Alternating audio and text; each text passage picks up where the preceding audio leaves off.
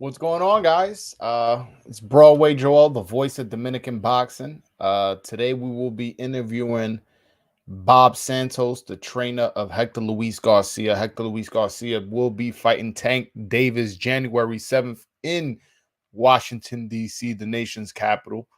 Looking forward to this interview. He will be joining us at 8 p.m.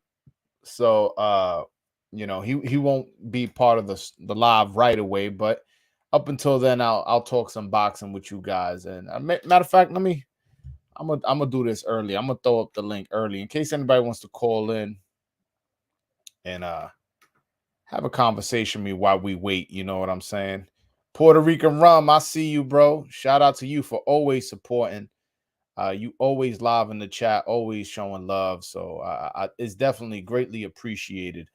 Um, Yeah, man, I'm gonna throw that link. So I don't know if Puerto Rican Rum wants to call in or anybody else. I'm gonna throw the link in the chat right away. Because again, Bob Santos will be joining us at 8 p.m. So that's when he will be hopping on. We'll be having a conversation. I'm looking forward to him saying, how he see this fight. Because for being honest, it's a tough task at hand, man. Javante Davis is if we're being on Javante Davis, man, he's fast, he's super powerful, explosive. He's everything they making him out to be, and he's a great fighter. Well, great talent. That's probably the best way of putting it. Great fighter. Maybe he is, but he still hasn't proven that yet. But he is definitely a great talent. But Hector Garcia has a lot of experience. Is a very crafty veteran. Is there to be hit at times, but so is Tank Davis. But the give and take with that is, Tank is more of a puncher than Garcia is, so we'll see how he handles that. But again, that's why I'm gonna have Bob on. I'm gonna have Bob how he found out about the fight, what his thoughts were when the fight was announced, and all that good stuff. Because this is a big fight coming up, and the fact that he's gonna be in the corner for a major pay per view. That's interesting. I want to see if this is the first time he's doing that as a head coach. I want to say it is. I know he was in the corner for Robert Guerrero, but his father, Ruben Guerrero, if I'm not mistaken, was the head trainer in that fight. Puerto Rican Rum says, I live in the DMV area. I may try to go. Well, you better hurry up and get your tickets, bro. One, those tickets are going fast, and two, those tickets are tight.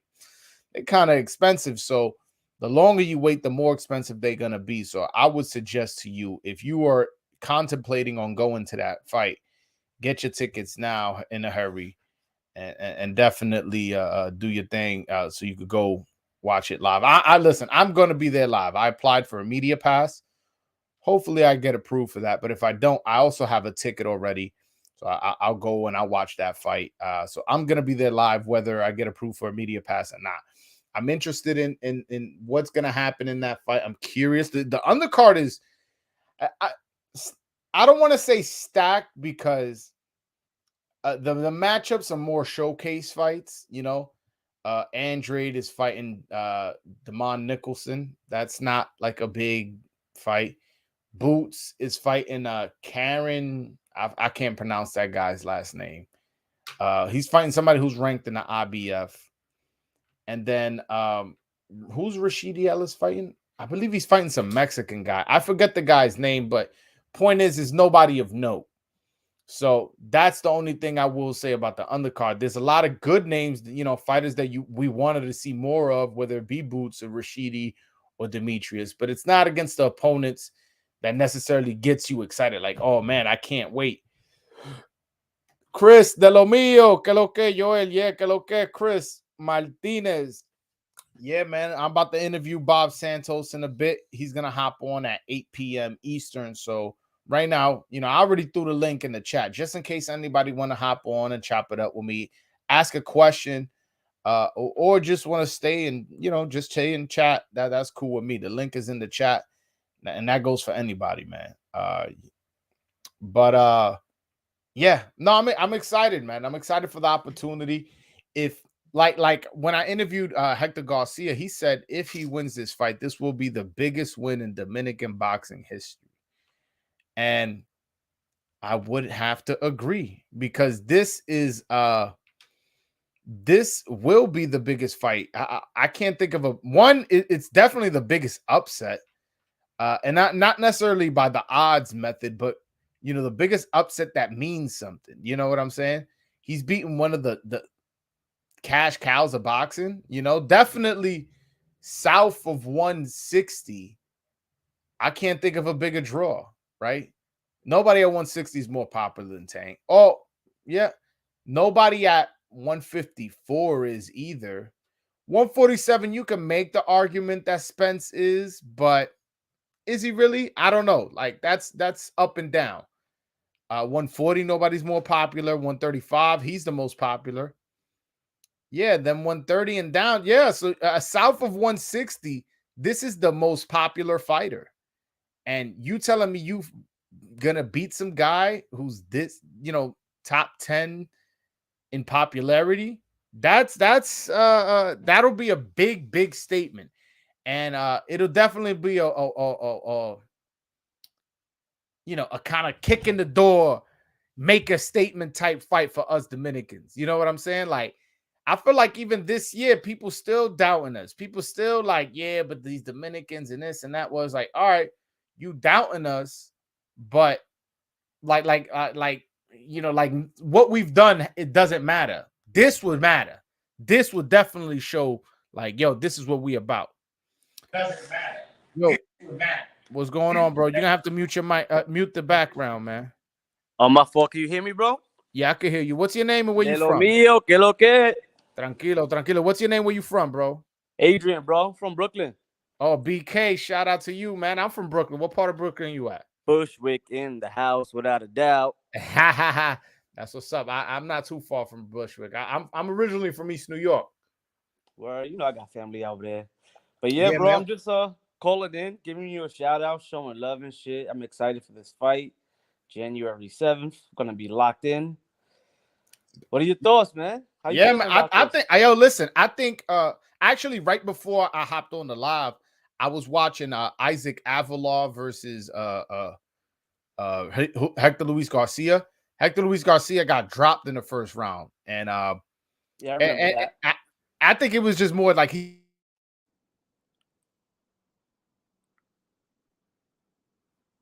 Oh fuck. Hello?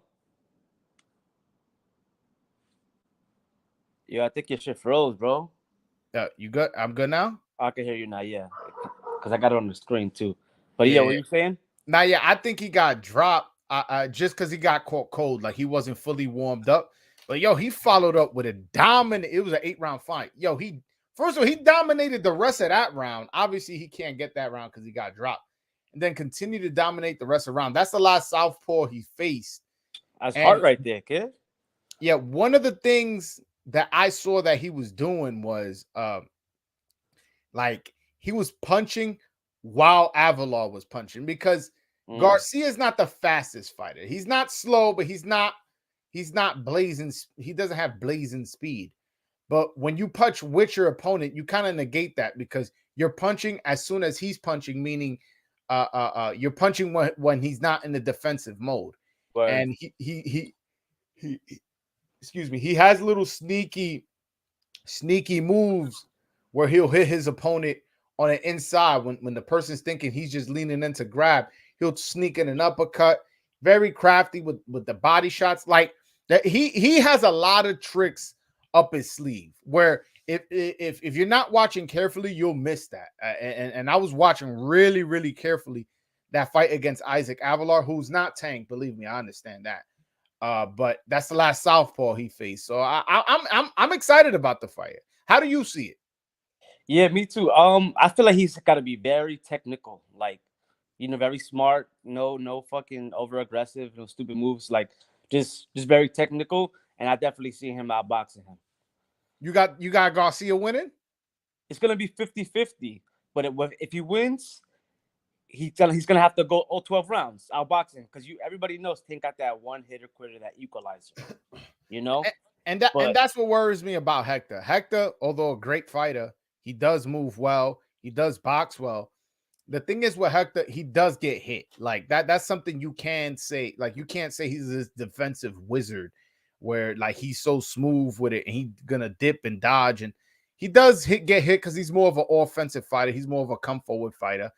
Although he does have boxing ability, he still does get touched up. And honestly, Tank hits so hard, you can't afford that. But Yeah. again, Tank does give up a lot of rounds. And what happens if he gives up all those rounds in the first 6-7 rounds, and then he goes, all right, I'm gonna open up, and Hector could take the shots? What if, like, all right, he does get touched up, but Hector could take the shots, and he got a nice iron chin? And who knows, man? I listen. I think this fight is a lot more competitive than people making it out to be. Only the casuals are making it like what not out to be. You feel me? I'm saying, like people, like only the casuals, like real boxing fans, like me. I'm a diehard boxing fan. I've been watching boxing since I was little. I used to go to fights with my dad when I was little. I've been watching Hector Garcia too. I've seen all his fights. I know how technical he is. So only like a casual that only knows maybe like Canelo, Tank, like the top 3 or 5 bigger names would say something like that. You know, diehard fans, they know, oh shit, yo, Tank is in a fight. He's in a good fight. They know.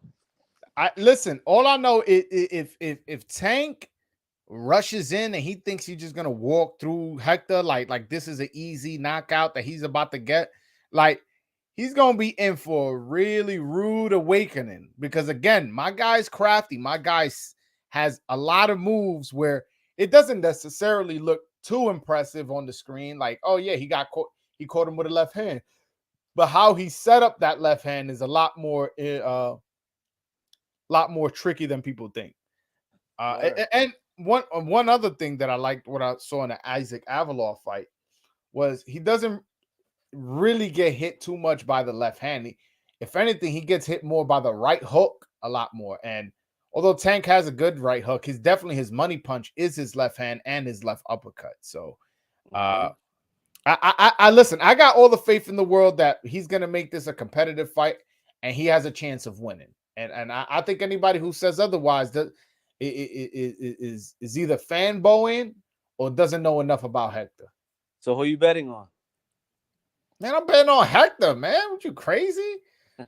I'm putting listen. I don't the odds last time I checked, they're plus 550. So meaning every $100 you bet on Hector Luis Garcia is $550. I'm about to bet the house. If I'm saying, yo, he got a shot, why not throw money on my man? You know what I'm saying? Word. I think he got a shot. One thing I do worry is, let's say the fight goes to decision. He won the fight 8-4, 7-5. You know, damn sure they're not gonna give him that decision. Yeah. You know how that goes. So he needs to drop Tank a few times. He needs to knock out Tank if possible. And now you asking for a lot. You know what I'm saying? Or he has to win 11-1, 12-0 just to get a 7-5 victory. So I do see it like unlikely due to the fact that, you know, these judges ain't gonna give him, you know, any close rounds. But I do see that I do think my man got a shot. Whether people want to agree with me, disagree with me. Yo, how old is Hector? Hector's 32. Okay, he's still young. Listen, man. Even if he takes a loss, whatever, this is gonna bring more spot. It's gonna bring more light to him, and either way, it's gonna even make him a bigger and better star. Especially if he makes this competitive. Yeah. Look what happened. Look what happened. Pitbull. What happened? You're gonna say Pitbull, right? Pitbull and Rolly. Who the fuck was Rolly before that fight? Yeah, I know. Now Rolly, people mention his name, people talk about him, people know who he is. Same thing with Pitbull. Nobody knew people knew who Pitbull Cruz was, but it wasn't like his name was buzzing. Now he's one of the hottest names in the lightweight division off of a close loss with Javante. Yeah, I'm not gonna front. I didn't even know who Pitbull was, bro, before he was getting into the fight with Tank. Like I had to like look up his videos like before the fight, but until that, I didn't even know who he was. Yeah, I got my man Truth. Shout out to A-Side Boxing Talk. Anybody who's not subscribed to that channel, please do me the favor. Go to A-Side Boxing Talk. hit that subscribe button. That's my man, my brother. What's going on, Truth? What's going on, man? What's going on? I'm hearing this Hector talk, man. You know, I want to jump in here, man. Yeah, man. I saw you in the chat hating, man. What's up with you, man? nah, man. I think still on. Yeah, you still on? My fault. Yo, what's going on, man? What's your channel? I'm about to subscribe right now. A-Side Boxing Talk. A-Side Boxing Talk. Say less. Yeah, man. Definitely go hit that subscribe button on his channel. But go ahead, my bad, Truth. No, man. Man, again, just thinking about this fight, man. I like Hector. I think that Tank has showed in, I want to say, the Rolly fight, not necessarily the Cruz fight, but in the Barrios fight, maybe in the Leo fight, which was before. So I want to say about 3 of his last 4, he has shown that he has been down on the cards early, in my personal opinion. I think later come to find out in the Barrios fight, he wasn't down, even though it looked like he was down on the cards as well. So I think if Hector could jump out to an early lead and kind of try to maybe box on the outside, then I think he could have a lot of success, especially with pot shotting here and there. And maybe even forcing Tank to fight a little more because personally, I'm not so sure about Tank gas Tank. You know what I'm saying? So I've never seen him gas though. No. The reason why I say that is because Tank liked to fight at a certain pace. He liked to kind of dictate pace. In my opinion, I think almost sort of like a Canelo, right? He likes to dictate the pace. He likes to kind of control the way the fight is going. And if Hector could do that, I think that he'd have a lot of success. My only problem with Hector, man, when Hector start mixing it up, he like to fight.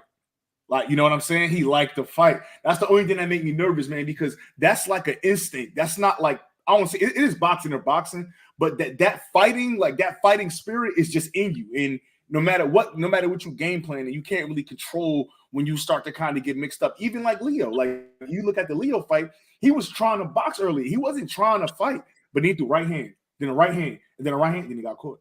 You know what I'm saying? No, you're and honestly, that's a fair assessment.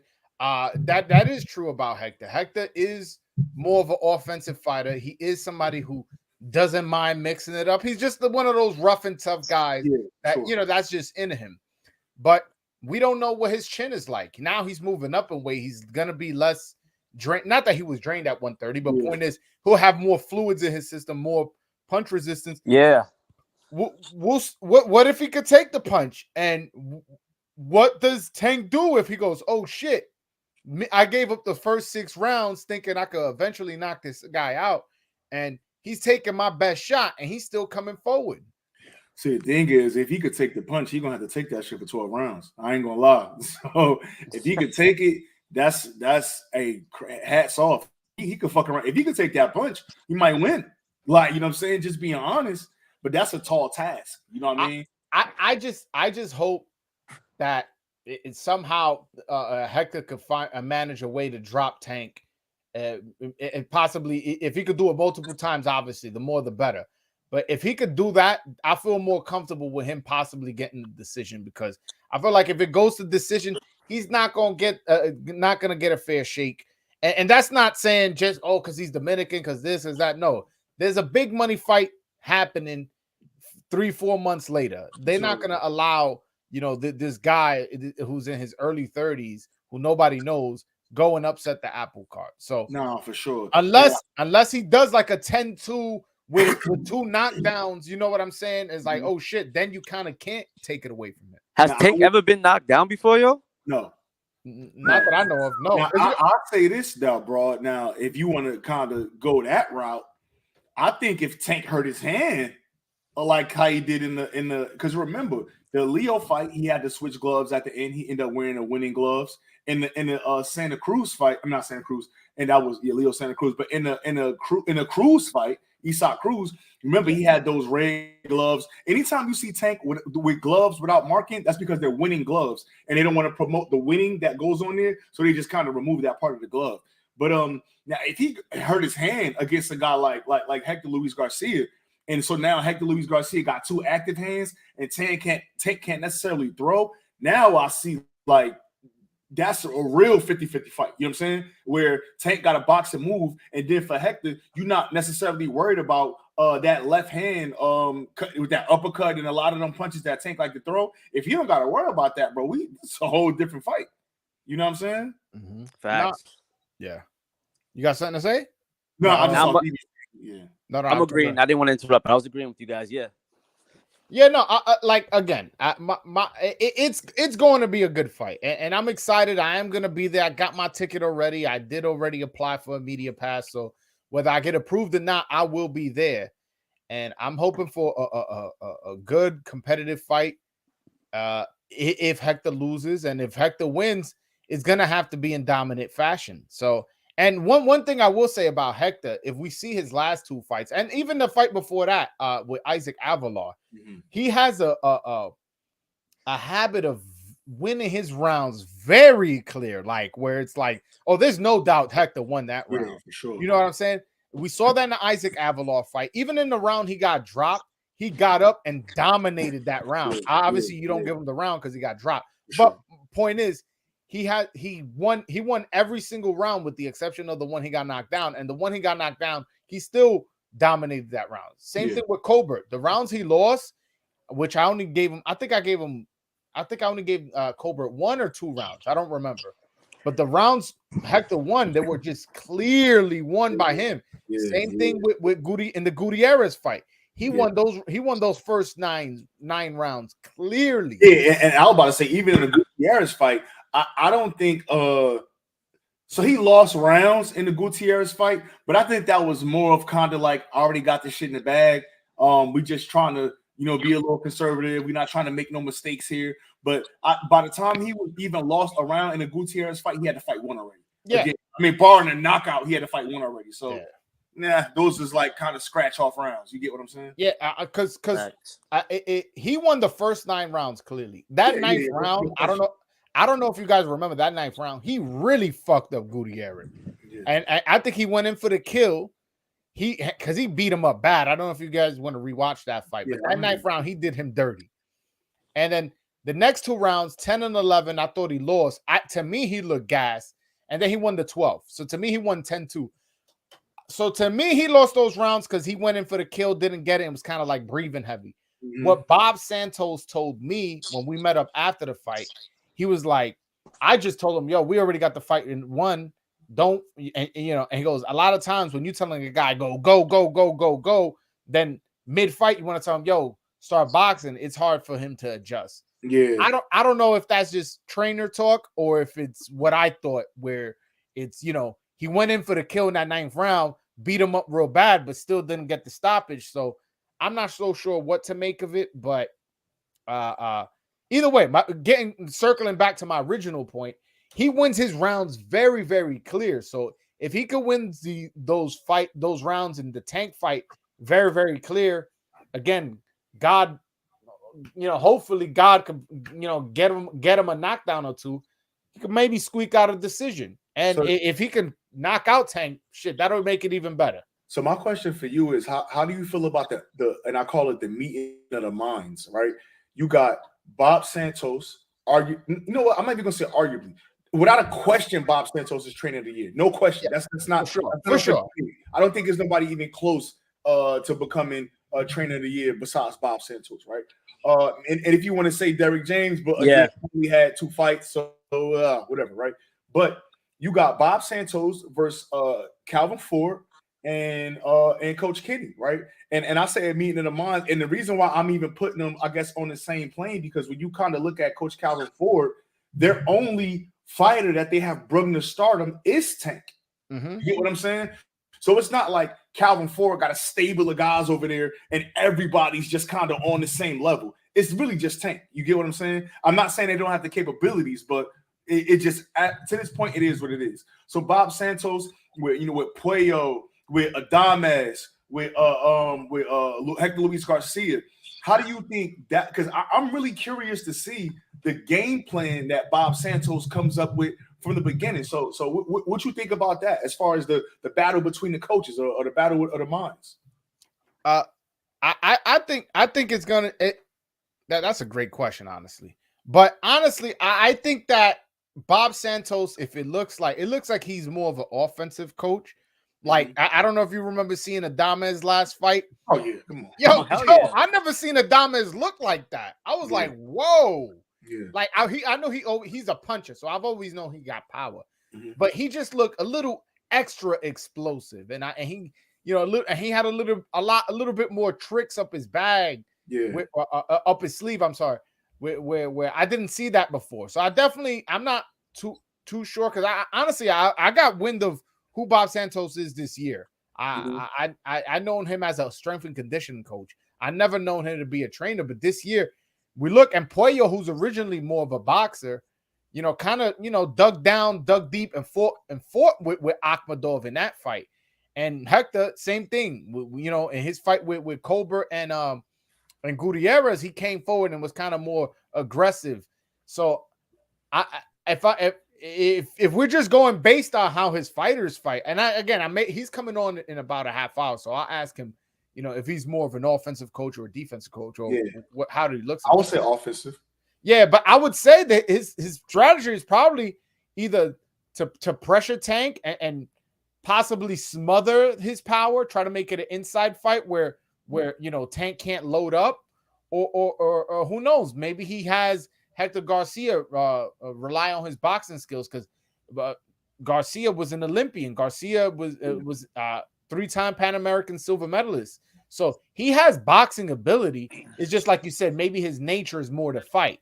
I'm not too sure, but I'm think the game plan is probably to come forward. Yeah, and I think people don't give Bob Santos his credit. A lot of people don't know that he's the guy that got Mario Barrios didn't lose until he left Bob Santos. You get what I'm saying? Yeah. The only 2 losses on Barrios' record is without Bob Santos. Yeah, yes. It is wild. It's wild. Yeah. Fernando, what's going on, my brother? Yo, Broadway, I wanted to tell you something because I saw your last live right after the press conference with Tank Davis and Hector Luis Garcia. Yeah, you were a little bit upset. I want to tell you something. If the promotional responsibility rests on Tank's shoulders, that's an advantage for Garcia. Because look, this is the first fight that Tank got, the first pay-per-view fight that he got without Mayweather promotion. So, you know, Leonard having a promoter, it takes off a lot of it takes off a little bit of that pressure. Yeah. So this is his first show alone. The promotional pressure is on him. Then he's looking into a fight with Ryan Garcia later down the line, I think in May or something. So if an upset is ever gonna happen, this is the recipe for it. So it's you get what I'm saying? So it might be a blessing in disguise that they're kind of overlooking Hector, and you know he doesn't have to carry the media obligations. He just got to focus on his training camp, bro. Yeah, all he got to do is focus on his training camp. You know, me and Truth, matter of fact, we actually spoke to Tank. When was it? Yesterday? We spoke to Tank yesterday. 2 days ago. 2 days. So we spoke to Tank 2 days ago, and Tank was telling us how he's not overlooking him, how he knows that, you know, Hector's a good fighter. But within that same conversation, somebody had asked him later on.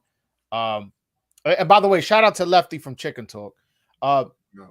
Somebody else had asked him, like, oh, how many times do you see yourself fighting? He said 3 times. He goes, Hector, Ryan, and then a third fight. And then somebody had asked him, who you have in mind for that third fight? He said he got 2 people in mind, Haney and Shakur. I'll say all that to say this. He's not just focused on Hector. Because when Mayweather had a fight, he would talk, before he had a fight, but back when the whole Pacquiao shit was going, he would talk Pacquiao. The moment he had a date with another fighter, he wouldn't acknowledge Pacquiao at all. He'd be like, I don't know, Shane Mosley. That's what, Shane Mosley. No, but what about Pacquiao? Shane Mosley. So that's how he would be. The fact that Tank doesn't have that energy where he's just not like Hector. Yo, Broadway, I'm telling you, if there was ever going to be an upset, this is the recipe for it, because this is the first fight. You're right. Like he got all tight. He got a court case on his head. He got media obligations. Leonard Ellerby's not there. It's different this time, man. Plus the fight's in DC, not too far from Baltimore, so you know that brings up a different type of pressure. So if it's ever going to happen, like him being upset, it might be this one. So I wouldn't be like, if anything, it's a blessing in disguise that the media is not acknowledging Hector Luis Garcia. That sounds reasonable, but I know Steven Espinoza and company are making, and Al Heyman and company are making sure that Tank is not worried about anything. I'm sure that even the guys that's in place with his team was placed there strategically. You get what I'm saying? It's a lot of guys. I don't think Hector's gonna lay down. I don't think he's gonna lay down. No. I don't think Hector's gonna lay down either. He's not coming to fucking lay down. Or else he would have stayed at 130 and try to unify, do some other shit.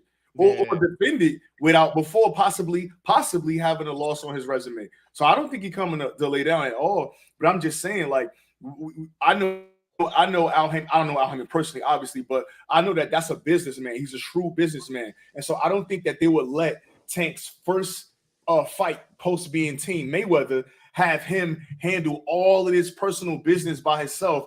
Oh, by the way, by fighting the fighter of the year. See, a lot of the casual fans could get away with dismissing Hector Luis Garcia. But if you are hardcore in boxing, or you even know a thing about the business of boxing, you understand that guys like Hector Luis Garcia come in and upset the apple cart. By the way, wait, hold on. I want to ask Broadway one question. What's up? Instead of Hector Luis Garcia, was it supposed to be Michel Rivera? Like, was his name called, or what exactly happened? How did it become Hector Luis Garcia? That's the opponent. Because I thought it would be Michel Rivera this whole time. I'll be honest with you. I would be lying to you because I didn't even know Hector was gonna in this. I found out after. I found out like everybody else, and I'm a little mad at Hector, man. I'm not really. I'm being joking, but I'm a little mad at Hector, man. I'm on the phone with this guy. He calling me, texting me, like, bro, you'll throw me a bone. You don't tell me, like, yo, bro, this is yo, don't say nothing, but this was going on. And then when the fight got announced, I'm like, oh, hold on, I'm gonna get the info from my man. I'm calling him. He got me like a side chick, not picking up my phone calls. I'm texting him. I'm FaceTiming him. He ignoring me. I'm like, damn, what I do to Hector? But he just told me like he didn't want me to like say something and fuck up the bag. And I get it. But I don't know if it was supposed to be Michelle. But what I did say was before we knew it was Hector, I said Tank is going to fight either 4 names because I thought the Ryan fight was not going to happen. That was my mindset.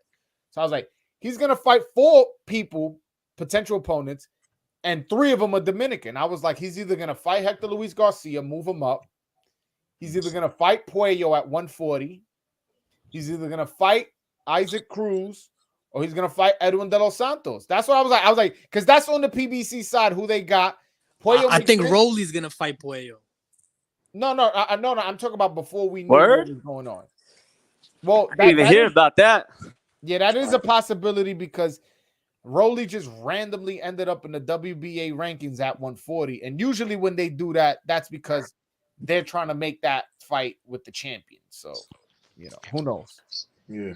I mean, but I kind of knew that we wasn't going to get the Michel Rivera fight. Speaking of Michel Rivera, my fault to cut you off, bro. Hold on, what do you think about that? December 17th, Frank Martin.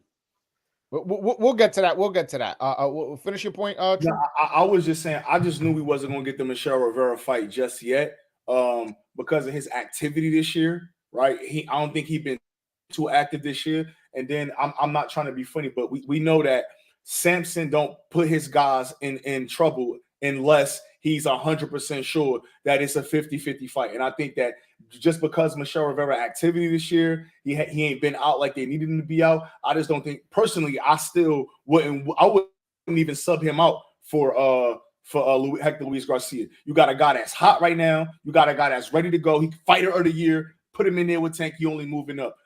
Michelle, if you would have been active a little early on, had a couple fights, and then got to this Tank fight, yeah, for sure. But I just don't think that Sampson was coming. But Michelle's been active this year. He has 2 fights. This is about to be his 3rd. Yo, Broadway, I got to dip out. But one thing I'll say is this. I don't know how Michel Rivera makes 135, bro. He looks like a real 140 pounder. But yeah, I thought it would be him. Maybe they're picking Hector thinking he's easier than Michel Rivera. But maybe I don't even know if that's the case. I love Michelle. I'm gonna meet up with Michelle. I'm going to Vegas next week. I'm gonna be over there with his pop. Bro, Hector's way better than Leo Santa Cruz, bro. Hector's way better than Leo Santa Cruz. Bro, I'm not even hyping it up. To me, and I've said it I've said it on here before. To me, Hector's the best Dominican. That's just my opinion. Y'all may disagree. Y'all may like somebody else. They style, how they look. I have to disagree with that. Who you Yo, got? that De Los Santos fight, bro. Yo, I still got my hand on my head when I was watching the TV, bro. That shit was crazy, bro. Yo, bro, De Los Santos is slowly becoming my favorite fighter, man. I love how much he trolls Shakur. It's so consistent. Shakur posted a picture with somebody. He'll be, yo, why you not fighting me? He'll post up him. Yo, Shakur go live. You see Edwin talking shit in the live in Spanish. Yo, I love Hector's energy, whether you think he could beat him or not. Yo, the fact that he's out here putting out the legwork, trolling people, calling Pitbull Chihuahua, calling Ryan Garcia Queen Ryan, like the fact that he's going so hard talking trash and he can knock motherfuckers out, like he's slowly becoming my favorite fighter. He's not there yet. But yo, Broadway, I got to dip. But one thing that I will say is these current crop of Dominican fighters, the advantage they have is they're so young. The problem with Cuban fighters before was they'd kind of be already a little bit old in the game by the time they get the big names. Yeah. But the current crop of fighters, they're young, they're fresh, they're hungry, they got power. Yeah, so, hey, man, mistaken, the sky's the limit. If I'm not mistaken, Michelle's 24. Yeah. Edwin De Los Santos 23. Nunez is 22. Like you're right. We got a lot of young fighters, a lot of good young fighters, man. Thanks for letting me on, bro. Nah, anytime, Fernando. Yo, my favorite Dominican fighter right now is Carlos Adames. That's who you think? Nah, that's your favorite, or that's who you think is the best? I think he's the best right now, and he's my favorite right now. Okay. That's just my opinion. Honestly, I that's what Bob Santos told me. And Bob Santos trains Garcia, Puello, Eric Mini Pac-Man Rosa, and Carlos Adames. So he told me the same thing you're saying. So, but the only thing is with Adames' skill and power, I could trust in him. Yeah. It's that gas tank that got me a little like nervous, man. Anytime I see her throw a 5-punch combination, I'm like, did he waste the tank? Did he waste the gas there? But he can fight though. He can fight. And yo, he got power. That's the shit. You look at his boxing record, it's like he has like an 85% knockout ratio. Let me look that up. Yo, when he was at the WBC, I wish he would have like was talking to them so they could like mandate him to like move him up to like the regular champion instead of the mandatory. Because Charlo ain't even doing nothing. Yeah. But he was saying that he wanted to earn it the hard way and just like, take it from him, blah, blah, blah. I respect it though. But that's one fight I want to see. I think Charlo, they say he's coming back February. They may look at that Macy Selecki fight again. I'm not sure. But since he's the mandatory, man, that would be a great fight for February, man. Yeah, he's 22-1 with 17 knockouts. So yeah, 73%, right? Yeah, 73.9%. Like, yo, but he was born in 94. He's like what, 28? He's 28. 28 he's not old. Like, he's not old either. No, he's not old. No. Yeah, to me, a fighter ain't in a prime until they about 31 for me. Like 31 is like your prom for me. Like just you got that, you know what I mean? As far as especially as a boxer, you kind of you as smart as you probably gonna get as a fighter, you know what I mean? You as strong as you probably gonna be. You probably got your regiment, your routine down pat. You know what I'm saying? Everything is just kind of autopilot for you now. You just kind of bringing in new sparring partners, maybe bringing a new coach for a new set of eyes. You know what I'm saying? Maybe move your camps here and there just so you can get different, atmosphere or whatever you want to be around. You know what I mean? But I think 31 is like that time, man. No doubt. I think if Adames was with Bob Santos during the Teixeira fight, I think he wins that fight. But is a champion at that time, and then I think he'd be a champion. No question. Nah, I mean, to be honest, he's an announcement away from becoming champion with the WBC. Yeah. Yo, but I'm looking at his resume. Yo, he beat Carlos Molina. How the fuck I ain't see that fight? That's a good ass win. Yeah. He beat Patrick Day. Rest in peace. Rest in peace, Patrick Day. Patrick Day is actually somebody who went to decision with him. So Shout out to my man Patrick Day, RIP. I actually seen him fight in the amateurs. He beat one of my friends in the amateurs, Mac Babb. He beat him. Frank Gallarza, who's known in the New York area. He was a New York Golden Glove champion. Knocked him out. And then beat Deverenchenko, and then knocks out Montiel, who Charlo didn't knock out. That's already 2 common opponents they got, man. That's gonna make it for a good fight, bro. Yo, I like that loss to Patrick Teixeira really hurts him. But if you watch that fight, he was beating the living shit out of him. It was like he was cooking up bad. He was fucking him up those first 6 rounds. Then he got dropped in the 7th, and he really gassed out, and that's why he took the L. I mean, it's unfortunate that he gassed out, but again, that's the only reason why I don't say he's the best Dominican, because he's definitely in the running if it wasn't for his gas tank problems. Word. Yo, something a little off topic. Yeah. This weekend, who you got? Teofimo, Sando Martin. I got Teofimo, man. I didn't like how Teofimo looked in his last fight, but the thing is with Teo, one, I've heard him say in the past he loves fighting southpaws. That's something I've heard him say in the past. And look how he looked against Loma. He looked good against Loma. So what he's saying is matching what I've seen in him do in the ring. So that's one. 2, Sando Martin took this fight on short notice, 3 weeks notice. So that's not necessarily an excuse, but it's something to look at. Like, all right, would you rather the guy who had a full training camp or the guy who took the fight on 3 weeks notice? Right. It's in New York, somewhat quote unquote his hometown, and Teo he got the rust off. Teo, everybody was high on Teo from the Loma fight back. He looked bad against Kambosos, had a close fight, got dropped, and got cut up real bad. Dude, he had all those medical issues, man. Fuck that. I ain't buying that shit. I mean, whatever. Regardless. Then he comes back against Pedro Campa. I ain't like how he looked in that fight. Against a fighter like that, I felt like I gave him a B- on that fight too. I give him like a D+. Like, he ain't look good. Like, D+ probably harsh. C-. I give him like a C-. I feel like he should have outclassed the fighter like that, considering how talented Teo is. So I do have that in the back of my mind. But again, with everything like that, I just mentioned 3 weeks notice, the fight's in New York. He's the promoter's fighter. And again, he is an explosive fighter. So I'm picking Teo. How do you see it ending?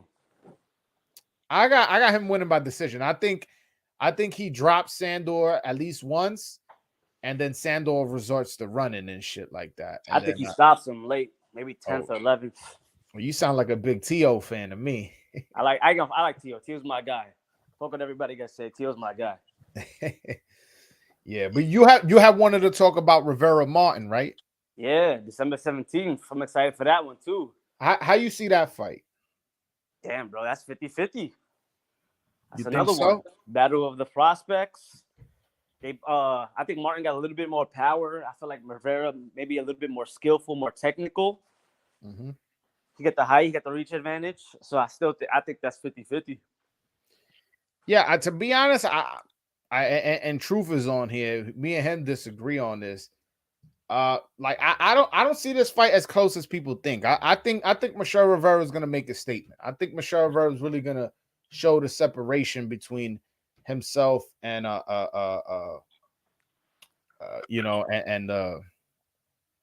Frank Martin. I really do think that. Word. Yeah. But yo, it's my call, bro. I gotta go, man. Appreciate you having me, brother. What was your name again? Adrian. Thank you so much, man. You could call in anytime, brother. All right, bro. Appreciate the love. Later. All right, man. Anytime, man.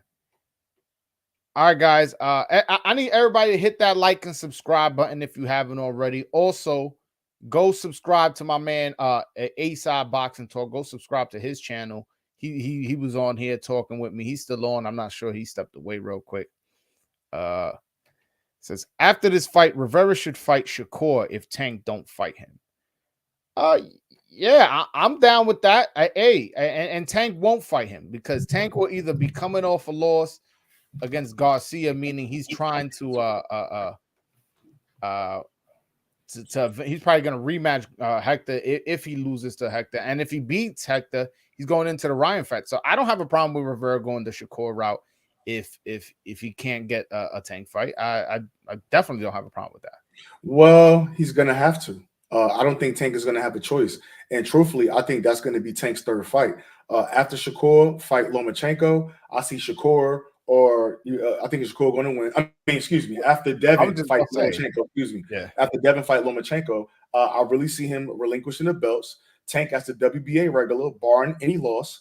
I think he's going to be elevated, and then the WBA will put some type of something out saying that, hey, because this fight is the eliminator fight. So if Michelle Rivera gets past Frank Martin, I think before 2023 is out, we will see Michelle Rivera versus Tank. I don't think that, and not like, because Tank chose him. I think that the WBA will mandate that. None.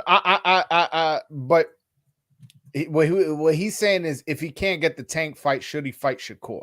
That's what he's saying. Yeah, but why would you fight Shakur when you already to see? The thing is, a lot of times with boxing, it's about positioning. So if you're fighting for the WBA eliminator, right, for the championship, why would you then go risk your number one title, your title shot to fight Shakur? Now, I'm not saying he can't beat Shakur or nothing like that, but again, if you in position, just like Anthony Yarde position, just like Bernardo Lopez, right? Bernardo Lopez got in position, start fighting 8-rounders until his fight this weekend with Warrington.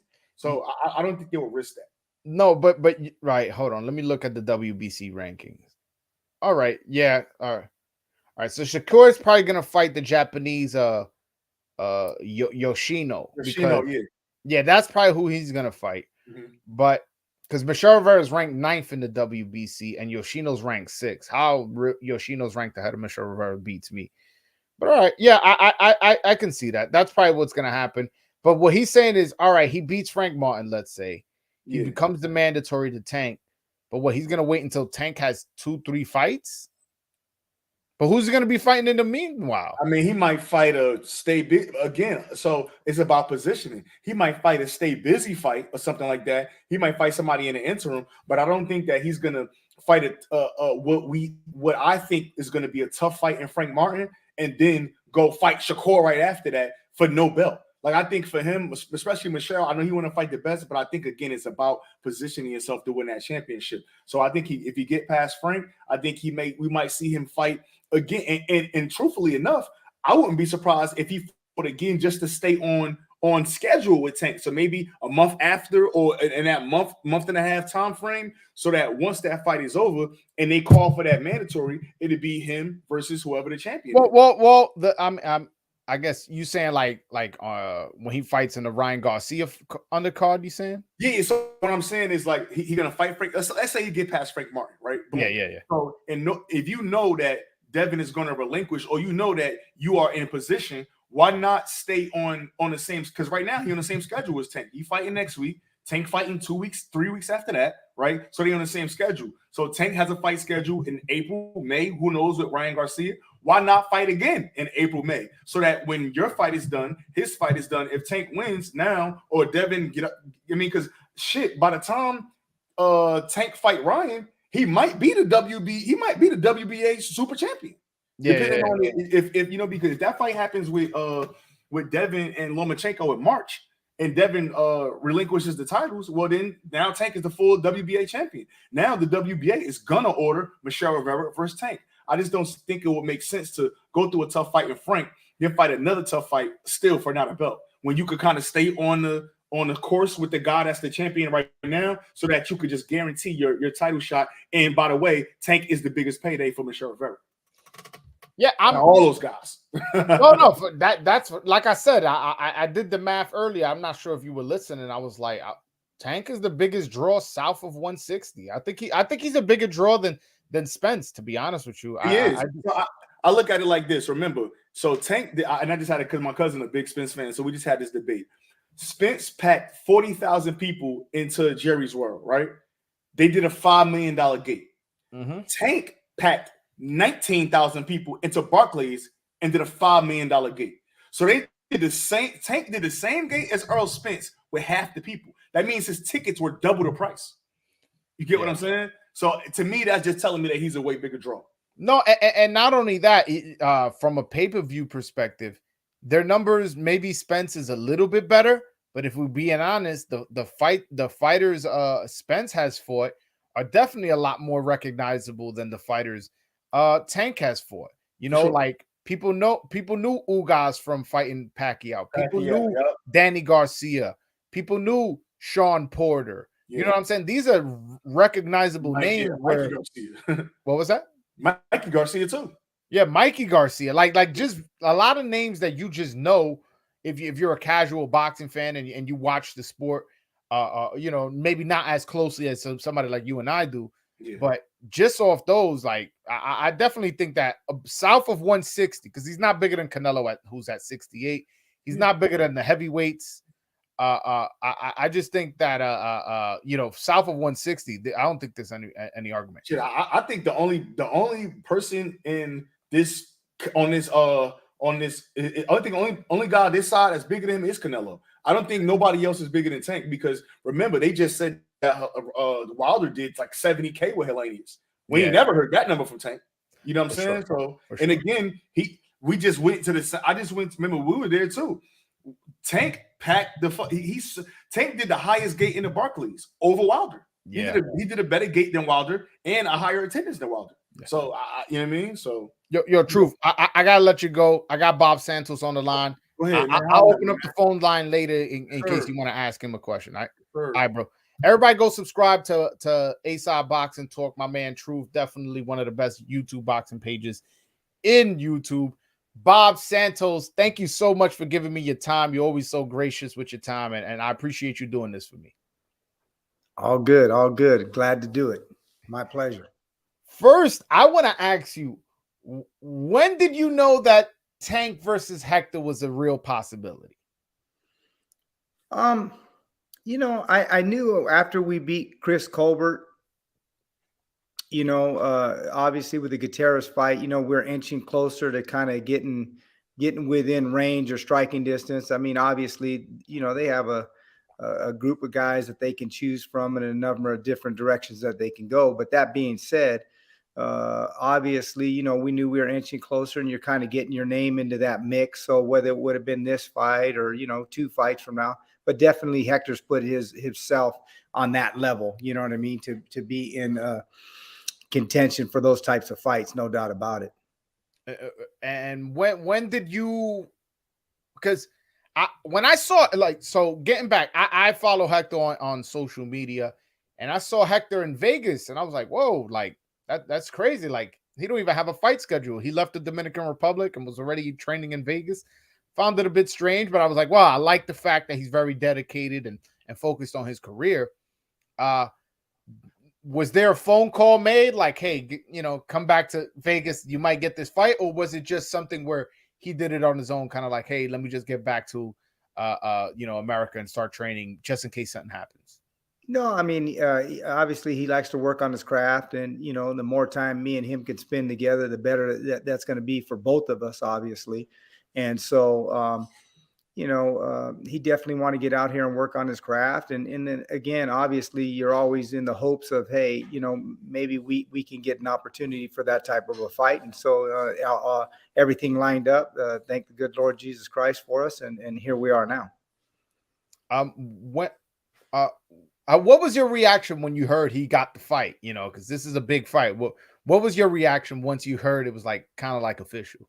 Well, for me, I was really thrilled for Hector because, you know, if you know anything about his backstory and everything that he's went through, and coming from the Dominican Republic, where, you know, he hadn't had very much, you know, growing up, and the things that he's had to go through. So I was extremely ecstatic for him. More so than myself. Obviously, you know, I've been with Guerrero in the Mayweather fights. I've been with Lara in the Canelo fight. So I've been in those big fights. So I was extremely excited and happy for him. Is this the first time you're the head coach of a big pay-per-view? I know you've been in the corner, and I know Ruben Guerrero was the head coach, and you were an assistant coach. Lara, I'm not sure if you were the assistant coach and Ronnie Shields was the head coach. But is this the first time you're the head coach of a major pay-per-view? Yes, and you know the great thing about it is, as far as I know, this is the first time that a Dominican is headlining a pay-per-view fight. So it's a first for a lot of things. It's a first for me. It's a first for him. So history will be made on January 7th. Yeah, I believe Jason Rosario versus Jermel Charlo was the first time, but that was more. Yeah, that was a pay-per-view. They had both brothers on it. It had but that as a headliner. If I'm not mistaken, that was the headliner. Yeah, because the other fight was Charlo versus Deverenchenko. I don't think that was the headliner. But my point is, I don't even count that because that pay-per-view was kind of sold as a collective, like both Charlo brothers. This is like, no, Garcia versus Davis. This is, to me, this is the first real pay-per-view that a Dominican is in. No doubt about it. I think I'd agree with that, especially at this level. I don't think it gets any bigger than this. And so we're, like I said, we're extremely excited for Hector and excited about this fight. And the thing that's so great about this fight is that we feel very confident that we're going to come out victorious in this fight.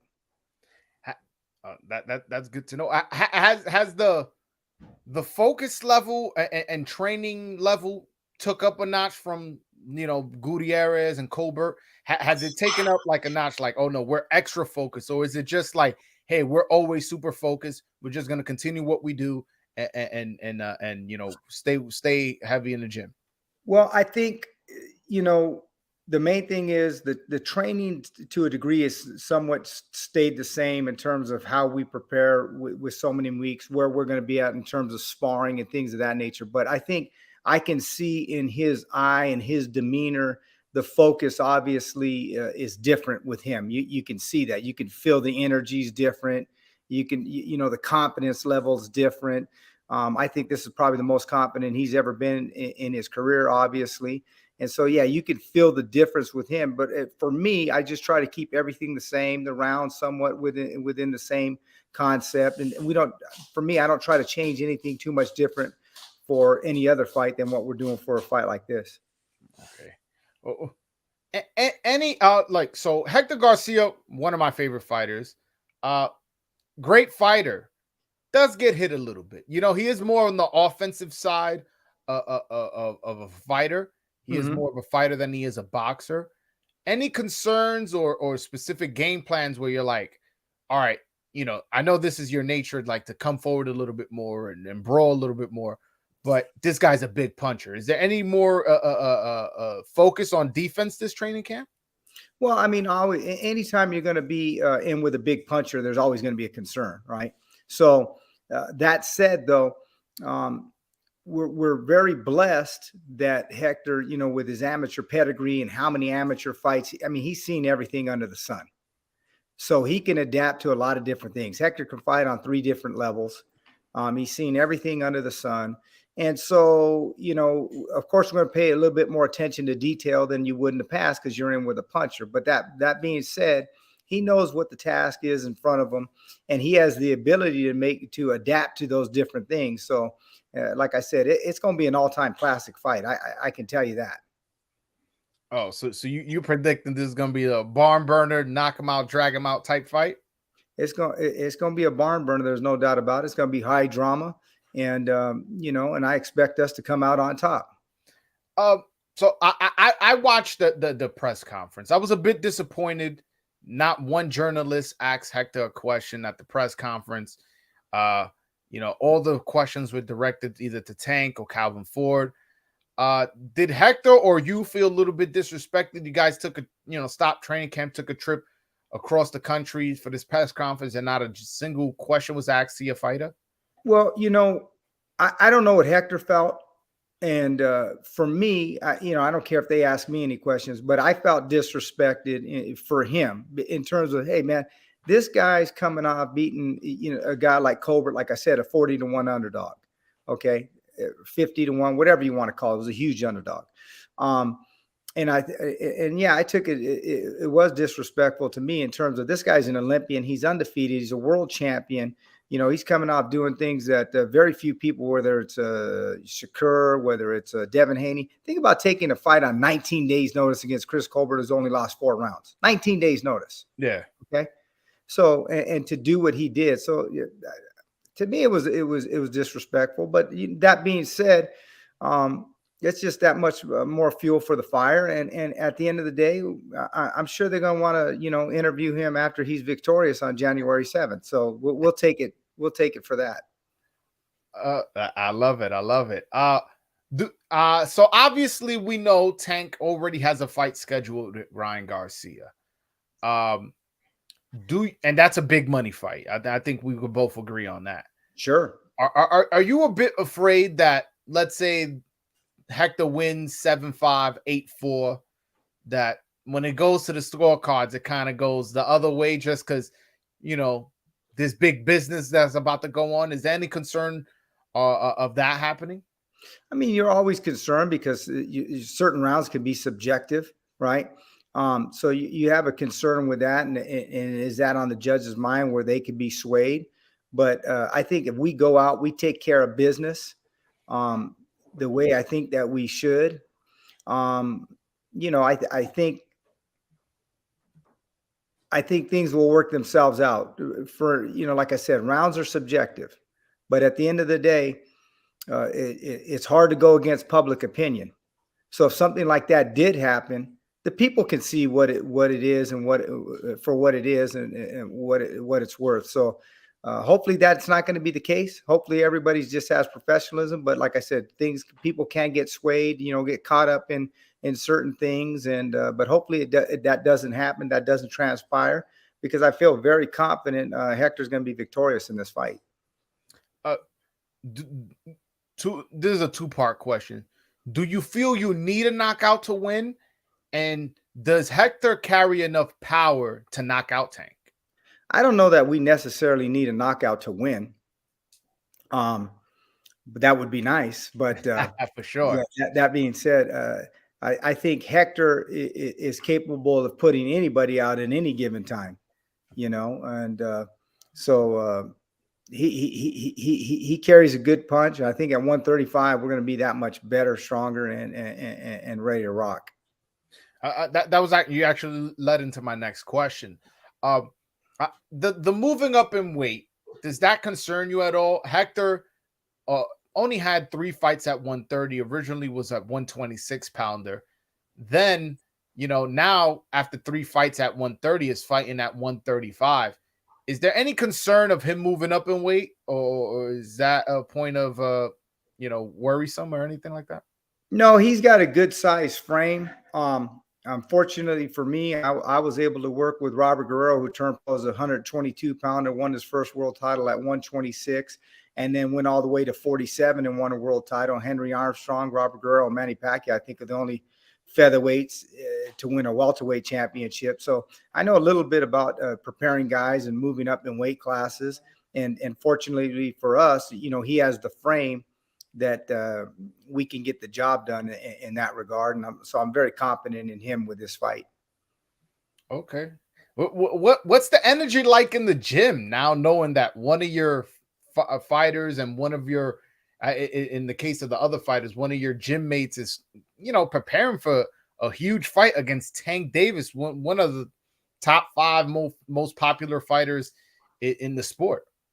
Oh, you can definitely feel the difference in the energy, that's for sure. And the other fighters, gravitating to Hector. And obviously, he's taking the role as the alpha in the gym right now, and everybody's it's kind of interesting to see the heavyweights looking at him. I got two Olympic heavyweights, and I got another heavyweight who had like 300 amateur fights. So when you see the big heavyweights, they're looking at Hector like he's the big dog. He's the heavyweight. So it's great to see, No, that's awesome. That's awesome.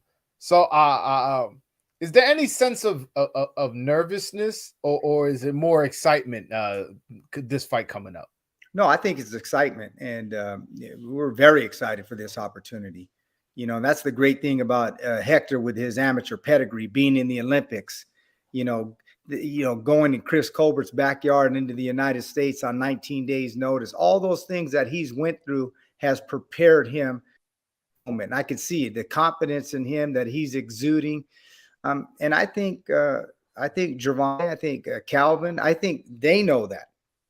You know, obviously they're confident that they're going to get the W, but I think deep down they know that we're confident that we're going to get. And I think that came across in the press conference, where a lot of times you kind of read between the lines with some of these fighters. Yeah, I'm going to win. But deep down, you don't see that aura of confidence. And we see that with Hector. There's no two ways about that. So there's no sense from you that either Tank or Calvin Ford is overlooking Hector, even though they have another fight scheduled? No, there's no doubt in my mind. You know, if you listen to the press conference, they said, hey, we've been looking at this guy for 2 months. Mm-hmm. So they definitely know that Hector can fight. And that's a telltale sign to me. If you've been looking at the guy for 2 months, you weren't too sure about taking the fight. So obviously you know it's a fight, right? Or you would have took that fight right away and said, oh, we're going right in with this. We're going right into the pay-per-view with Hector Garcia.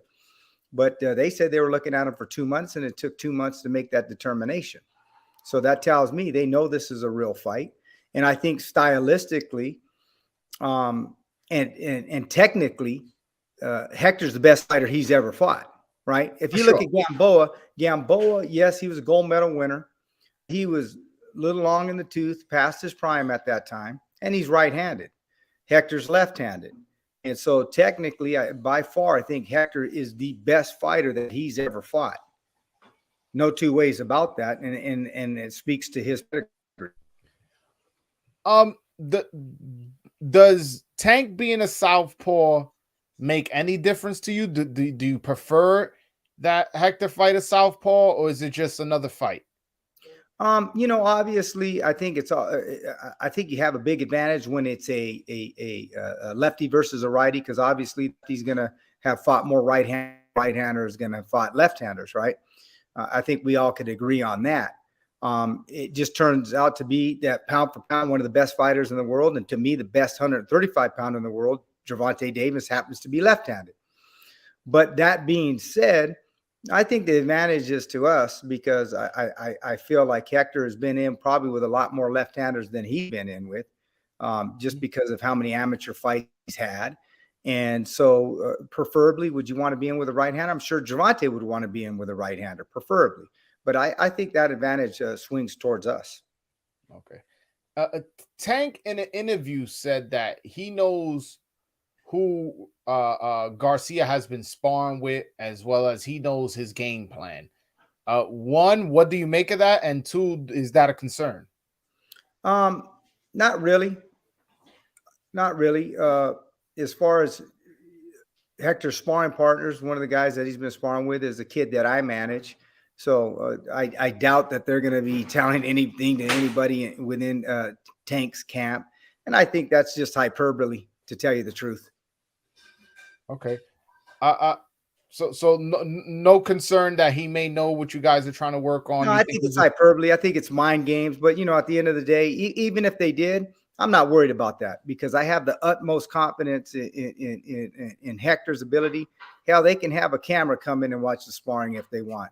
You know, so I have the utmost confidence in Hector. And, you know, I've been up and down this road many times with Mayweather, the psychological aspect, the mind games of it. And nobody's going to play mind games with me or him with his amateur pedigree. I've been in this, like I said, 31 years. So I'm not worried about hyperbole. Okay. I just before the interview, I just rewatched the Isaac Avalar fight. And one of the things that I came away really impressed with, that maybe a lot of people don't see that Hector does, is he's not the fastest fighter. I'm not saying he's slow, but he's not like a blazing speed kind of guy. But one of the things I see him do very good is he punches with the opponent. So whether he's fast or not, he's punching while you're punching, meaning you're not in a defensive mode. And he's really sneaky with uppercuts and body shots once the fight happens on the inside. I wanted you to tell me a little bit more, but just how crafty is Hector? Well, you know, speed is a great thing, but you know, timing's much more important than speed. And at the end of the day, you could have the fastest hands in the world, but if you don't land anything, what does it mean? So Hector, his timing is as good as anybody's, and he's very crafty. He's very intelligent in the ring, and he's very deceptive, and that's going to play out January 7th. As far as time to prepare for Tank, do you feel you have enough time? Do you think you had enough, time to study tape and get him in shape and find the right sparring partners and everything that requires a training camp? Do you think you had enough time once this fight got announced? Sure, I think we're going to be more than prepared for this fight, physically, mentally, spiritually. We're going to be 110% prepared for this fight. Okay, all right. I'm looking forward to it, man. I'm gonna be in Vegas next Thursday, not tomorrow, the next week. So I definitely want to go pass by the gym. I want to hopefully see Hector spar. I'm gonna go out there. I'm gonna cover the Michelle Rivera Frank Martin fight. Matter of fact, what's your opinion on that fight? Frank Martin versus Michelle Rivera. How do you see that fight playing out? I like Michelle Rivera. I've told you many times I'm very high on Michelle. As a matter of fact, he came by the gym today and spoke with Hector and spent a little time at the gym with us today. I'm very high on him. And Frank Martin, take nothing from him. He's a very talented fighter. He's undefeated for a reason. He's out there with Derek James in a great gym and a great environment, and he's done great up until this point. I just think Michelle Rivera has a little bit more layers to him, and I'm expecting him to come out on top. Okay. Decision or knockout? I think a decision. Okay. All right. I'm looking forward to it. It is a WBA eliminator, which I don't like because I'm not going to say when Hector wins, Michelle will be Hector's mandatory. Has there been any talk of that in the gym, or you guys are just strictly focused on Tank? No, we're just 100% focused on Tank, and you let those types of things take care of themselves. As they play out, you never know how things are going to go. So just let that play out how it goes. But we're strictly focused on Tank, and I feel very confident Hector's going to come away victorious in this fight. Is Tank's power the biggest concern, or is his speed? I think it's a combination of both. He can do a lot of things in there. He has a lot of amateur experience in there too, and he's been in there with a lot of guys, and he's been on the big stage, and so he has a lot of attributes that are going for him, and so I think it's a combination of a few different things. But at the end of the day, I think Hector's experience, I think pedigree, I think it's going to play itself out. Okay. Any word on when Puello will be back in Las Vegas? I once the fight got announced, I immediately thought of Puello. I text Puello right away. I said, man, you need to get Hector ready. You need to go spar. And he's like, hey, I'm not in Las Vegas right now. Any word on when he's going to go to Vegas? I'm not sure. Hopefully it's sooner rather than later. We got to get him out here. I'm sure he'll be in a big fight pretty soon moving forward here. And matter of fact, me and Hector talked to him today, so we got to stay on top of him, make sure he's doing all his road work over there, so when he gets here, he ain't too out of shape. But he's a professional. He keeps himself in pretty good shape. Okay, that's good. Yeah. So the rumors I'm hearing, I've heard two names. So I would like to hear your opinion on those two names. The first name I heard was Gary Antoine Russell, that's the rumor I've heard strongest. And then just recently, as of, I want to say 2 weeks, I'm hearing the name Rolly Romero being thrown around. First, tell me about Gary Antoine Russell. What do you think of him, and how do you see that fight going if he fights Puello? Antoine Russell, he obviously was 16-0, 16 knockouts. So obviously he packs a decent punch. But that being said, I just think Puello's a cut above. And at this point in time, if he was to fight us, I don't see him beating Puello. And both those guys, I feel confident Puello would beat both of those guys. Yeah. So you don't think Rolly poses any threat? Being a big puncher, having experience with. No, Puello's. If you look at that Russian that we fought, Akhmadov, that guy was constant pressure. Okay, constant pressure. I know Rolly for many years. I've seen him in sparring with Hector, and I feel very confident that Puello beats him, and I feel very confident that he beats Antoine Russell. Now, people could say, "Oh, that I'm being biased or whatever because it's my fighter." That's fine, but just just taking a step back and just looking at it. If you look at again Puello's amateur pedigree, the level of competition that he fought, like with the Russian that he just fought. He could do a plethora of different things in there. He's a southpaw. He could turn you in circles. He can fight from long distance. And he has more wrinkles to his game. And that's with both guys. And anybody who says different, I don't know what they're looking at, because Ray Charles could see that. Bringing up Puello, and you and Kenneth Sims got into a little bit of a beef for your Boxing Voice interview. He was a little upset about you bringing up the Kevin Brown sparring match. He says that he dominated that sparring match. He doesn't know what you were talking about. And he later on went on to say that he sparred Puello about 4 or 5 times. He goes, the first time was pretty even, kind of went back and forth. He goes, every other time after that, he totally dominated Puello. So I wanted your response to him saying he dominated Kevin Brown in that sparring match, and him saying he dominated all the sparring matches with Puello with the exception of the first one. What's your opinion on those things? Well, I first off, I think Kenneth Sims is a good fighter. But that being said, I don't know what he was seeing or what his team was seeing. I recall it completely different than that. I don't know what he would do to beat a guy like Puello, with 6 knockouts. I don't know how he was thinking he was dominating those sparring sessions. Well, I'm at a loss for words for that. I do think he's a good fighter. I think he does a lot of good things. I just don't think he's as good as Puello, and I don't think he's as good as Kevin Brown. Okay. All right. So circling back to Garcia, we know that you're now back to training Mario Barrios, who you got to a high number 1 in the WBA and all that. He actually fought Tank before. Is there any information that he's given you and given Garcia, like, hey, listen, he likes to do this, oh, he does this, he does that? Any insight? You don't have to tell me what he's told you, but has you gotten any help from him? Well, definitely. I was in his camp. I wasn't the head guy, but I was helping to prepare him for the first Gervonta Davis fight with him. Of course, he's told me a few things. But the interesting thing about that is, Hector's in the gym with him every day. And the thing about it is Hector not one time has went up to Barrios and asked him, hey, well, what about this or what about that? And that tells me the level of confidence that Hector has, because, every fighter's different.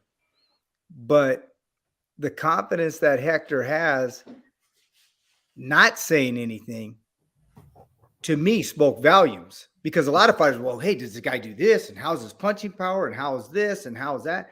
And you don't see one indication of Hector ever doing that. And that tells me a lot. That tells me he's not nervous for this fight at all. Because I've been around a lot of fighters. Oh, did you do this? And how was that? And how was the punching power? And how'd you?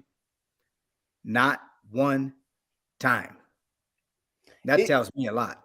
Is Hector Garcia's confidence what's giving you so much confidence, or is you just know how skillful he is, how good he is, and that's why you're like, no, we definitely got a shot? Well, it's twofold. It's twofold, no doubt about it. His amateur pedigree, what he's been able to accomplish, like I said, with the Chris Colbert fights and the things that he's been able to show.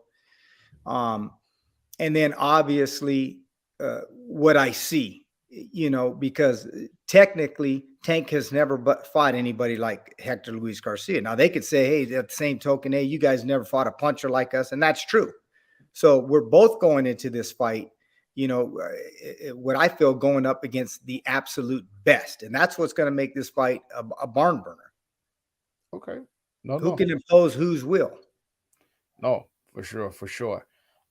Any update on your strawweight WBA regular champion Eric Mini Pac-Man Rosa? Definitely one of my favorite interviews that I've conducted. Any update as to him? I've heard rumors that he's gonna take a tune-up and not go straight into the fight with knockout CP Freshbar. Any update? No updates yet. We're planning on having him fight January 7th. We're not sure how things are going to play out with that yet. Obviously, his promoter, Schwan Boxing, we're waiting on them to determine what direction that they want to go. But he's in the gym every day. He's prepared, and whatever direction that they decide to go in, he'll be ready. And how about Victor Santillán? Any update as to when he's gonna come back? We're looking at him probably fighting December 18th in the Dominican Republic.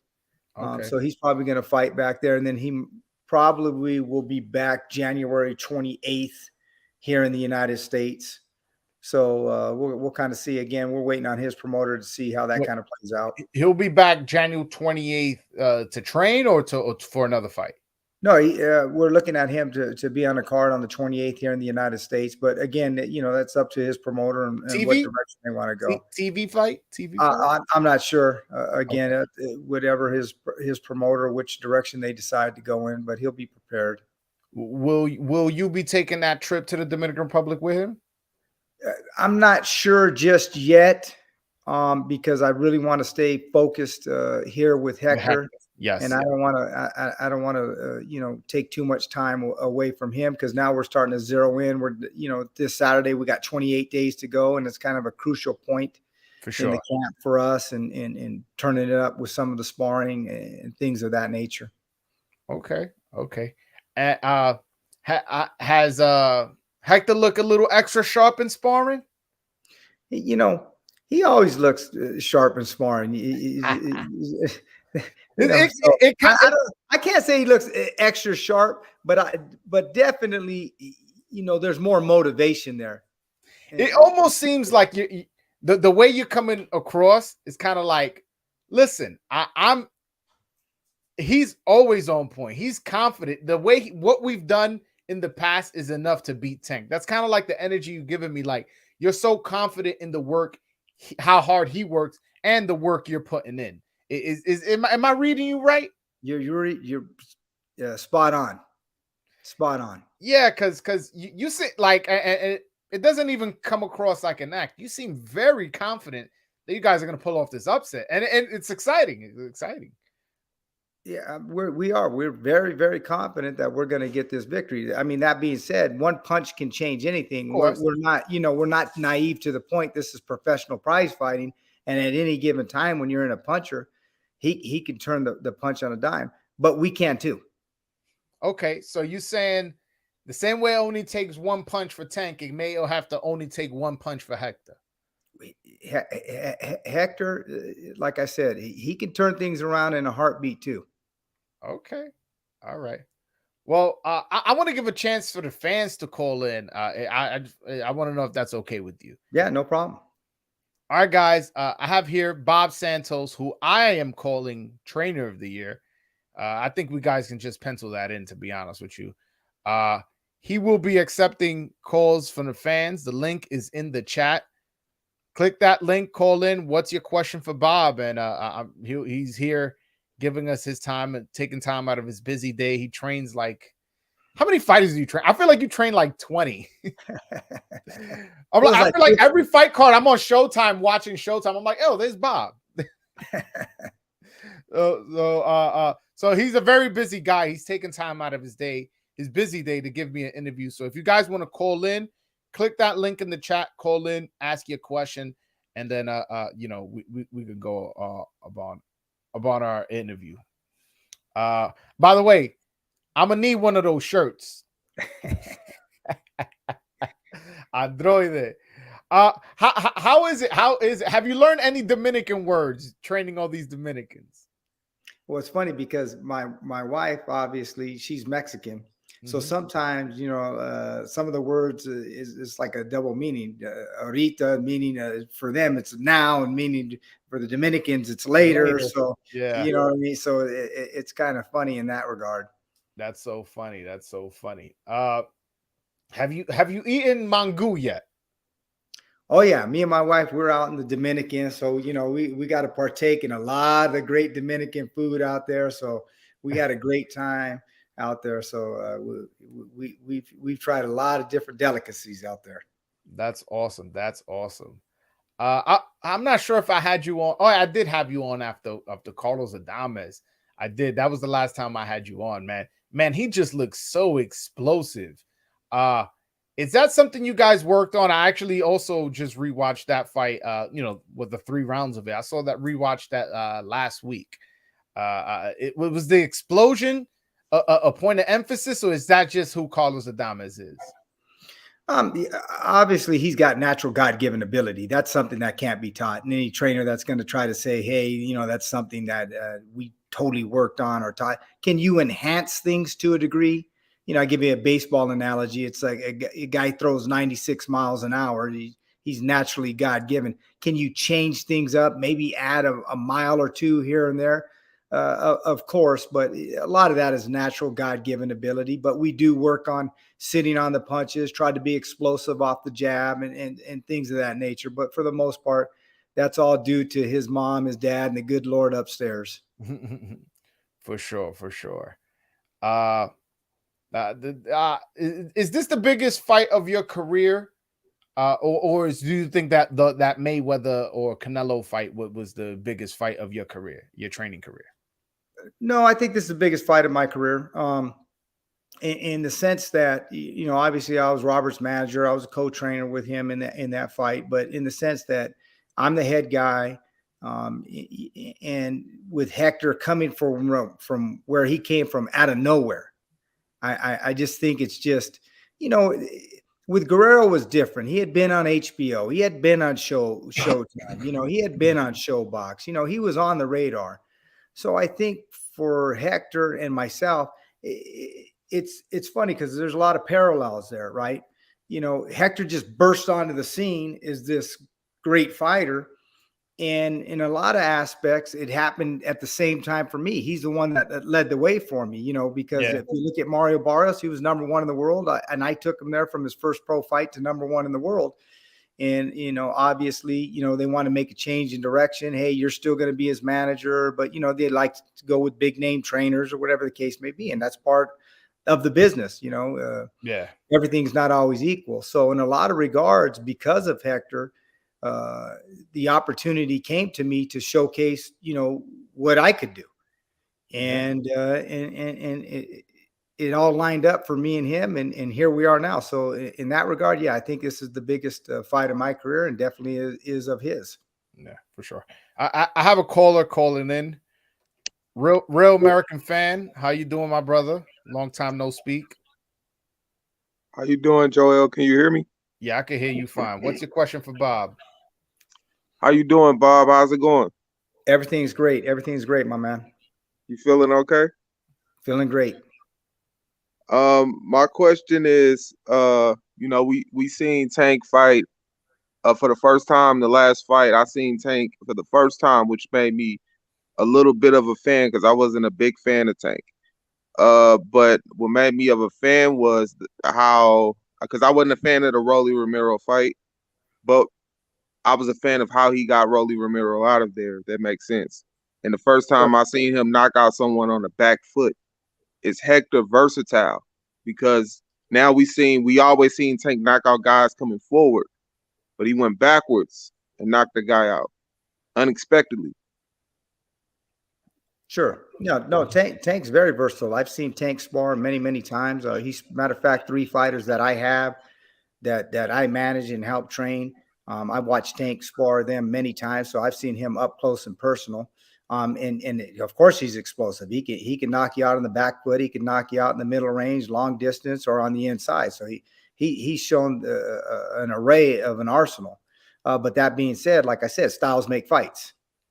You know, I worked with Sugar Shane Mosley. I was in camp with him when he was fighting Vernon Forrest. I was out there with Jose Salai. And at that point in time, everybody's like, nobody's going to beat Sugar Shane Mosley. He's explosive. He's fast. He can do this. He does everything better than Vernon Forrest does. But when they fought, Vernon Forrest came out victorious because styles make fights. And Hector has a plethora of experience with over 400 amateur fights. And anybody who's taken that as a disregard, you do that at your own peril. I'll give you another example. I had Erislandy Lara, and everybody, oh, Canelo's just such a bigger puncher than Lara. Yeah, which he is. And he's just going to mow through Lara. Well, guess what? You know, although we weren't victorious, I guarantee you probably 99% of the people ringside and people covering the fight had Lara winning that fight. So I see a lot of perils in that regard. Okay. I have another caller. Fernando, my brother, what's your question for Bob? Good evening, Coach Bob Santos, and also props to Broadway Joel for getting these exclusives.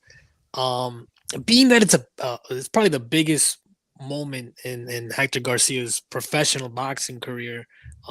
There's been things that happened in the amateur career that, you know, it might have discouraged him then. How do you manage the camp to where he doesn't feel too much pressure and he won't overtrain? Well, again, you know, thankfully for me, I've been doing this 31 years. Thankfully for me, I got to work under Joe Goosen. You know, I've been around, worked under Ronnie Shields, was under Emmanuel Stewart, been in camps with James Toney, been in camps with Joel Casamore, been in camps with Erislandy Lara, been in camps. So I've been around all these guys. So I think we're very fortunate in that regard, not to toot my own horn, but I have a good idea and an indication of what we need to do to be prepared in running a camp. That's all I've done my entire life. You know, my family, my cousin fought in the 1956 Olympics. So this is all I've done my entire life. So I think we have a good idea of what we need to do. And he's very intelligent too. Like I said, with the 400 amateur fights, he knows his body. He knows when he needs to push and when he needs to pull back. So, and we have a good working relationship. All right. Thanks, Coach. That was my only question. Also, thank you, Broadway. No, anytime, Fernando. I have another caller. Nate, how you doing, my brother? What's your question for Bob? How you doing, Joel? And I would like to say shout out to you for this great channel and giving us these exclusives and these opportunities and great interview. Thank you so much. I just want to say to Coach Bob Santos, I know my opinion and what I say doesn't mean much or doesn't give much credence, but I just want to say I think you should be a shoo-in for trainer of the year before I get my question going. But I know your opinion means more than anybody out there. Thank you. First and foremost, that's the best opinion of the year. No, it's not BS either. I really think, you know, some of the things you've done, you know, it's a true credits into your craft and how much you take this sport very serious. You teach fighters, and in my opinion, teaching, that's something that's lost a lot with a lot of trainers, in my opinion. There's not a lot of teaching and growth. But really is, I always want to ask, you know, trainers, this is, in my opinion, do you think offense, as far as teaching a fighter, is it easier to teach offense than it is the defense? Yeah, to be defensively sound, I think is a lot more difficult. Obviously, you know, there's very few good defensive fighters, let alone great defensive fighters, right? I think you could say there's a lot more people who are offensively better than defensively. When you think about defensive fighters and you think about Pernell Whitaker and James Toney and guys like that, well, you start counting it on one hand. So I think definitely it's a lot more difficult to be a great defensive fighter than it is to be a great offensive fighter. All right. Okay. And one more question before I leave. What do you think about right now in boxing in terms of your opinion of tournaments? Because we don't really get enough of them. What do you think about, in your opinion as a trainer? What do you like the idea of having a tournament with just fighters, you know, just fighting each other in just a official tournament? I know you heard of the World Boxing Super Series tournament and the Super Six themselves. I just want to hear your overall thoughts on just having tournaments in each division. And that's my last question. I really appreciate you answering my question. Well, I think in terms of boxing, the one thing that kind of sours me a little bit is, I think the fans are the ones that are going to need to push in that direction, because what happens is with boxing, a guy loses one fight. Oh, the guy's terrible. Oh, the guy, he wasn't what we thought he was. And you don't realize it's one night. We don't know what's going on in the backstory. I don't know. Is he going through a divorce? Is this how we just don't know? There's a plethora of things that go on in people's lives. And I think what happens with a lot of the fans with boxing, I wish it wouldn't happen. And I don't know if it's directed maybe because of the commentary and what's being put in the fans' minds in terms of like, oh, this guy wasn't what we thought he was. And so therefore, I think if people would get behind the fighters more and really support them more, and a lot of the journalists that cover the fighters and saying, hey, maybe it was just a one-off, it was a bad night or so forth, we could see more of those tournaments where, hey, you know what, a loss isn't going to be so bad where it's so devastating to a guy's career. And then we could see some tremendous, tremendous fights in the tournaments that you're saying, I think would be great for the sport. But for that to happen, the promoters are going to need to know that the fans support the fighters and are going to be behind them, because, it's a lot of risk when you go in that direction and the things don't pan out and you put so much into a guy, and then all of a sudden there's risk versus reward. There's no reward going on. I think that would all change if the people covered the sport, wouldn't be so harsh on two fights, and got the fans behind that. We'd have a plethora of great fights. All right. Thank you so much, Nate. Thank you, Joel. Thank you, Santos. Thank you. Anytime. All right. So I just have two last questions, and then I'll let you go, unless anybody else calls in while I'm asking the two questions. So first, Hector moving up to 135. Do you think that's more that's an advantage, or that's a disadvantage, or is that just a non-starter? That's just the weight that he's going to be fighting at really doesn't matter? I don't think it matters. He proved he could do great things at 130, and I expect him to do great things at 135. Hypothetically speaking, well, not even hypothetically, when he wins, do you want him to stay at 135, or do you want him to go back down, or is that decision on him? Obviously, it would be a team decision. We'd have to look at his options. What would be beneficial to him right now? It would probably be 135, because you have Shakur there, you have Devin Haney there, and right now there's not any big names at 130. So for the most part, I think he would probably stay at 135. But I don't know. Maybe he says, hey, you know what? I won this big fight, and I'm fine going back down to 130. And I don't know. So we'd have to play that by ear. All right. Last question. Do you consider yourself more of an offensive trainer or defensive trainer? I like to be well balanced in everything that we do. Right. Okay. So for me, whatever we do to the right, we got to do to the left. So whatever we do, I want these guys to, be offensively capable, obviously, and defensively responsible. Right. And I think you got to have a balance, because if you're all in one direction or all in the other direction, it doesn't make for a great fighter. So I think you got to work on in every aspect and leave no stone unturned to be successful. Okay. All right. Well, Bob, future trainer of the year, thank you so much for giving me this interview. Thank you so much for answering my callers' questions. I will be in Vegas next week. Looking forward to seeing you again for sure.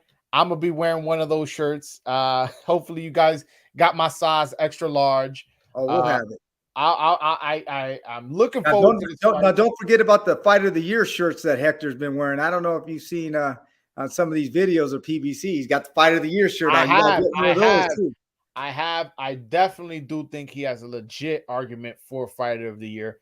Beating Chris Colbert, being a 40-1 underdog, and dominant fashion. It's not just the fact that he beat him. It's how he beat him. He dropped him and then had him running the last 2-3 rounds.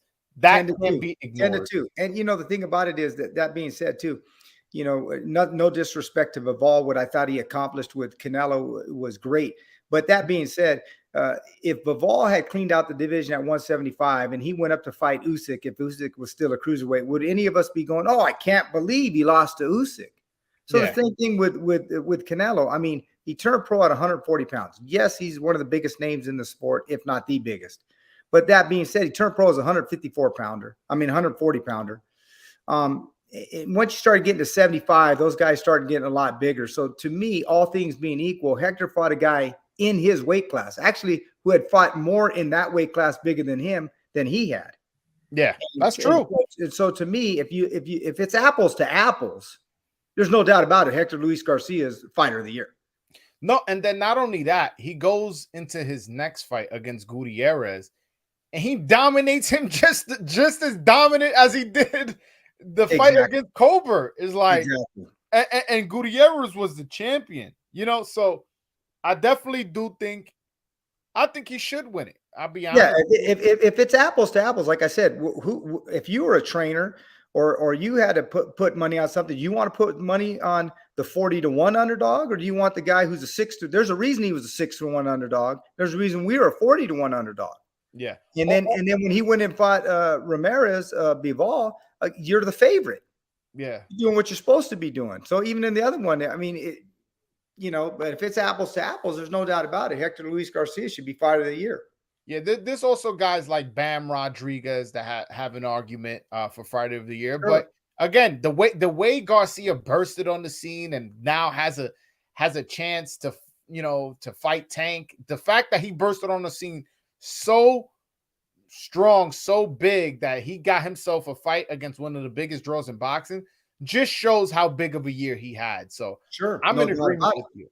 I'm in agreement with you, and definitely for a fact, your trainer of the year. From Puello to Garcia to Adames, you've had just an absolutely fantastic year in terms of boxing, and I can't wait to present you with that award here in New York City once you get announced. Hey, I appreciate it. From your lips to God's ears. But like I said, thank you so much for giving me your time. Again, me and you, we got a great relationship. I will be seeing you next week over in Vegas, and I'm looking forward to seeing you again, man. You got it. Thank you for everything, my man. God bless you guys. Anytime. God bless. Peace out. All right, guys. That was Bob Santos. Shout out to Bob for giving me the interview. Always being gracious with his time, answering my questions, my fans' questions. If you haven't already, please hit that like button. If you haven't already, definitely hit that subscribe button. I'm a man of the people. I'm here to, to provide content that you guys will love and enjoy. So hopefully you guys enjoyed it. Hit that like and subscribe button. When will I be going live next? I think I'll be going live next on Saturday, but that's my Spanish show. But in between then, I will be dropping clips of recent interviews that I have done. So I will be dropping clips within those the days. Hopefully you guys continue to watch them, hit those like buttons when I drop the videos and watch the ones you haven't seen. Yes, Michael Blunt, little bro, thank you so much. Best boxing YouTube channel, and it's not close. Keep killing it, Joel. De lo mio, my man Chris. Shout out to you guys, man. And hopefully next time I go live, I get a little bit more super chats. You know what I'm saying? But I appreciate the compliments. Oh, my man, I forgot you, Lance Meyer.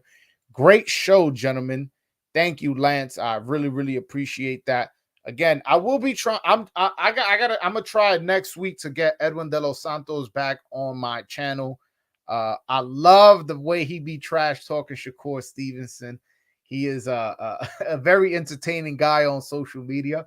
So I definitely want to get him back on my channel so he could talk his shit on my channel. And I could translate it for you guys so you guys can see how good of a trash talker he is. But all right, guys, hit that like and subscribe button. And until next time, peace.